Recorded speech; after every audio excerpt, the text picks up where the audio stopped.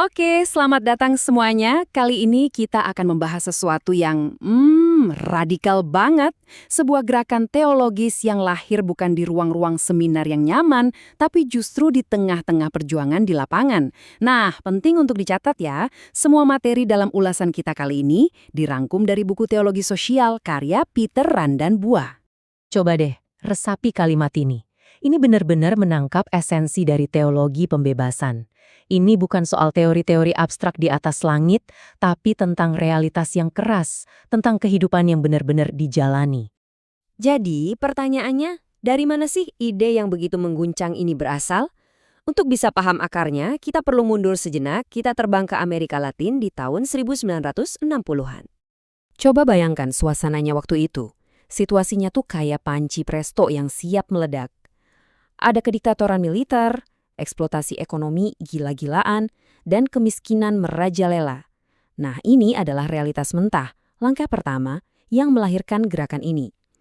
Jelas, teologi tradisional dari Eropa yang sibuk dengan pemikiran filosofisnya sama sekali nggak bisa menjawab penderitaan nyata seperti ini. Kondisi ini akhirnya memicu sebuah pembalikan yang fundamental banget.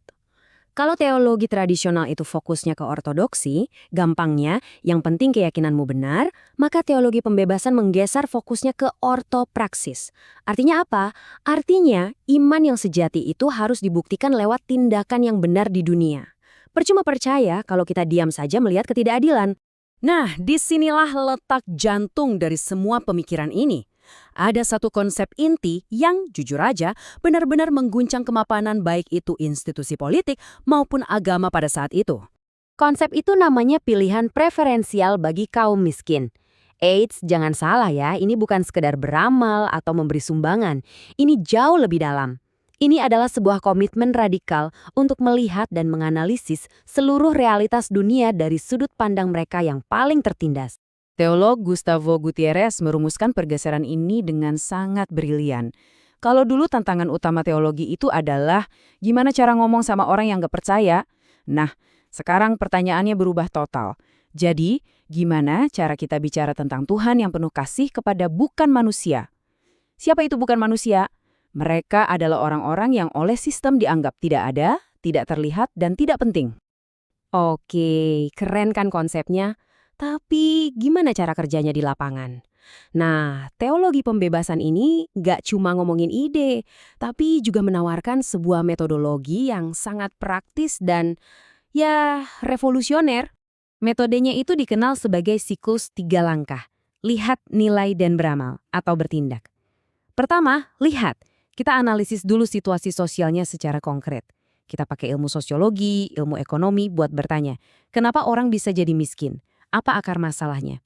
Kedua, nilai. Setelah melihat kenyataan, kita refleksikan dalam terang iman. Dan yang paling krusial, ketiga, beramal atau bertindak. Refleksi saja tidak cukup. Ia harus mendorong aksi nyata untuk mengubah struktur-struktur yang tidak adil itu. Dan jangan salah, komitmen untuk bertindak ini bukan sekedar wacana akademis. Legitimasi moral gerakan ini ditulis dengan darah. Darah mereka yang berani menjalankannya sampai konsekuensi paling akhir. Coba kita lihat kisah Oscar Romero. Awalnya di tahun 77 dia diangkat jadi Uskup Agung El Salvador. Banyak yang menganggap ini pilihan aman karena dia konservatif. Tapi semua berubah total. Sahabatnya, Pastor Rutilio Grande, dibunuh karena bekerja membela para petani miskin. Peristiwa itu menjadi titik balik bagi Romero. Sejak saat itu, dia menggunakan khotbah mingguannya yang disiarkan lewat radio untuk menyuarakan nama para korban yang diculik, disiksa, dan dibunuh oleh rezim. Puncaknya, 24 Maret 1980, dia ditembak mati saat sedang memimpin misa hanya 1 hari setelah dia secara terbuka memerintahkan para tentara untuk berhenti menindas rakyat. Dan ini adalah salah satu kutipan dari khotbah terakhirnya. Sebuah perintah langsung yang dia tujukan kepada para tentara rejim yang berkuasa. Jadi, siapa sebenarnya mesin penggerak gerakan masif ini? Ternyata bukan para teolog atau pejabat tinggi gereja. Penggeraknya adalah ribuan kelompok kecil di akar rumput yang dikenal sebagai komunitas basis gerejawi. Ini keren banget sih. Di kelompok-kelompok inilah orang-orang miskin belajar membaca sambil mempelajari Alkitab. Lalu kemampuan membaca itu mereka gunakan untuk diskusi soal hak, kepemilikan tanah, dan akhirnya berorganisasi untuk menuntut keadilan. Jadi semacam laboratorium demokrasi dan aksi sosial di tingkat paling bawah.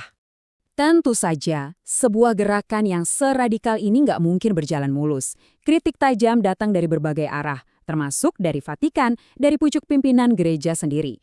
Pada tahun 1984, Vatikan di bawah Kardinal Ratzinger pada waktu itu mengeluarkan dokumen yang berisi beberapa kekhawatiran utama. Ada resiko reduksionisme, yaitu iman direduksi jadi sekedar politik. Ada kekhawatiran soal penggunaan analisis perjuangan kelas dari Marxisme yang dianggap kurang kritis. Dan juga bahaya kalau fokusnya cuma ke pembebasan di dunia ini saja, sampai lupa soal keselamatan yang abadi. Nah, hubungan dengan Marxisme ini memang kompleks.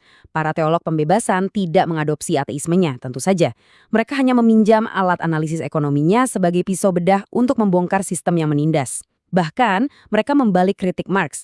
Kalau Marx bilang agama itu candu rakyat, mereka justru berargumen bahwa di zaman modern ini, kapitalismelah yang menjadi berhala, menjadi candu sesungguhnya yang menuntut pengorbanan manusia. Lalu, apakah gerakan ini mati? Oh, sama sekali tidak. Teologi pembebasan justru terus berevolusi. Sekarang cakupannya meluas. Ada ekoteologi yang menghubungkan jeritan kaum miskin dengan jeritan bumi. Ada teologi pembebasan feminis yang menyoroti posisi perempuan sebagai yang termiskin dari yang miskin.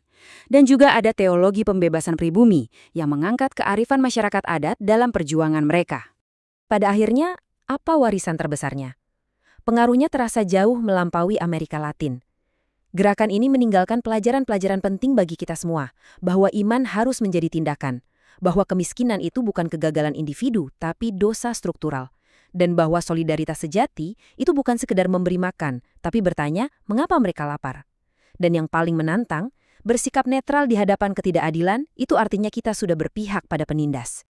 Dan ini membawa kita pada pertanyaan penutup yang sangat menohok. Sebuah tantangan yang relevansinya tidak lekang oleh waktu.